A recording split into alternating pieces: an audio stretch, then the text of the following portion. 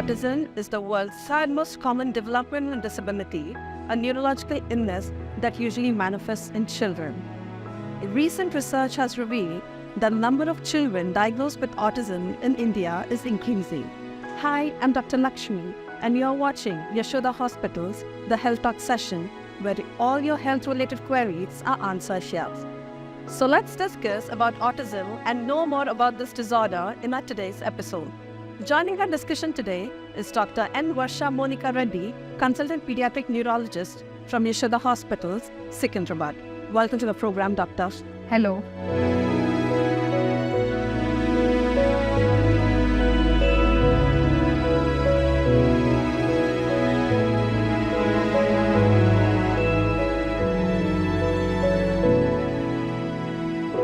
So, Doctor, could you start by explaining what exactly autism spectrum disorder is and how it manifests in children? So autism is a neurodevelopmental disorder. So there is some deviation from the normal development. So especially on two domains, that is social interaction, communication, and also speech. It could be verbal, non-verbal. And also they have restricted repetitive patterns of behavior.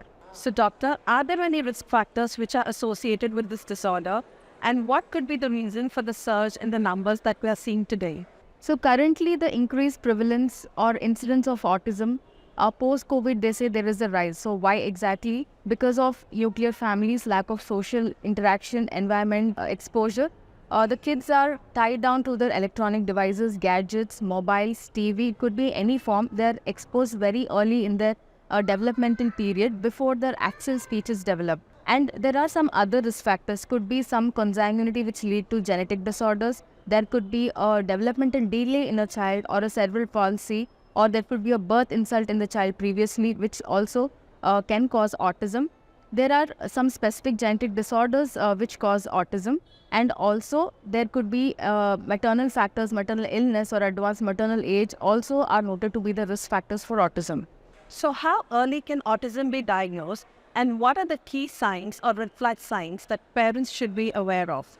So autism diagnosis is based on complete clinical evaluation and the signs and symptoms told by the parents and also observations made by the pediatrician or the neurologist. So the signs what parents could identify usually between 1 to 1.5 years or from 18 months of age till 3 years of age, there are some soft signs or red flag signs that we say for autism. If your child is not making eye contact, if your child is not responding to his name call or not coming towards you when called by his name, a child is not interacting like the way he should with the peers of the same age, or if the child is not interested in the toys, he doesn't play with the toys how they are supposed to be played, or he has toe walking, he has some restricted behaviors or patterns, he has repetition of words, he keeps repeating whatever you say, which is called as echolalia, or he has some kind of abnormal body movements or twisting, turning, bottom shuffling, or it could be some stimming behaviors. These are the factors that you can identify. And also most importantly, if your child is not able to make any meaningful words or two-phrase words even by 2 to 2.5 years of age, then it's definitely a red flag sign for autism. So the fact that this illness is frequently misdiagnosed as mental retardation, what are the general tests that we usually run to diagnose autism, doctor?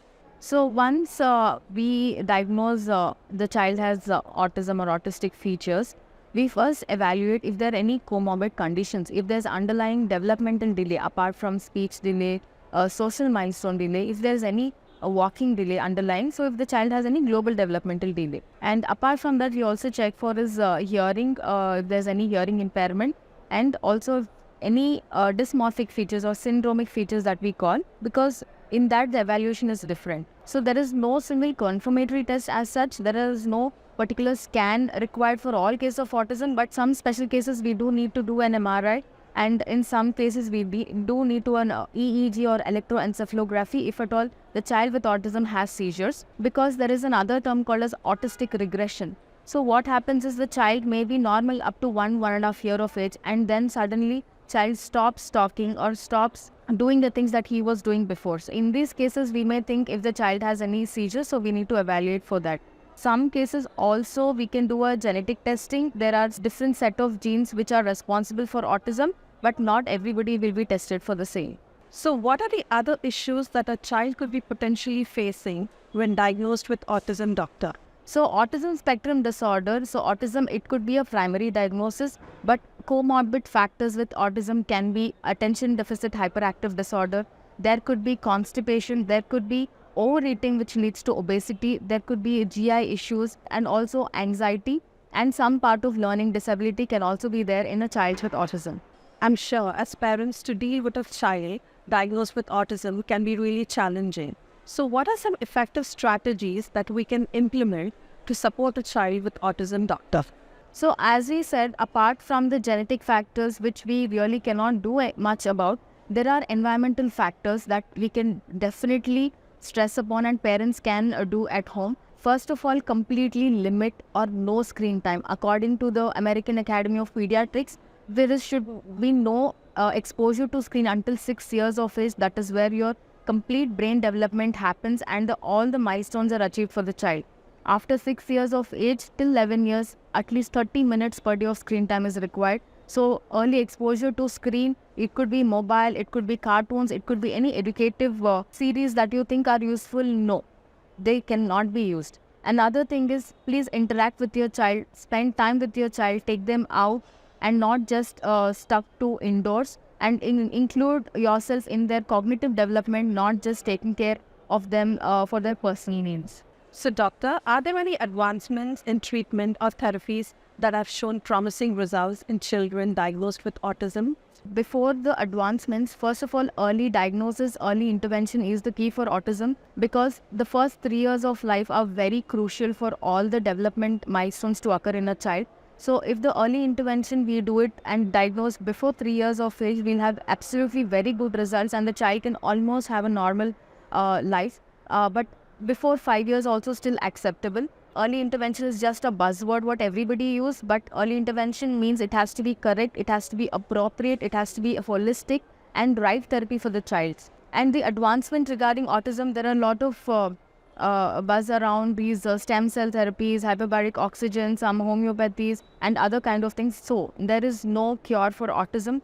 It cannot be fixed. It can be completely treatable and it can be manageable by making the child attain its full capacity and being independent by therapy or intervention.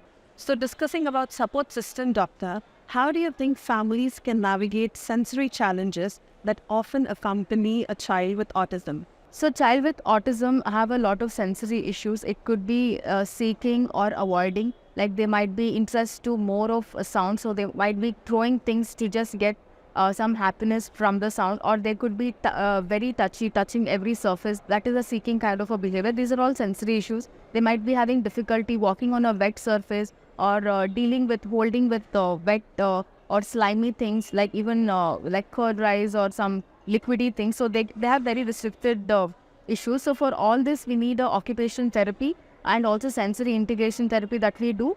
And they will have set goals and goal-oriented therapies which will completely relieve them of their sensory issues. So before we wrap this episode, doctor, what advice would you like to give to families who have recently received a diagnosis of autism for the child?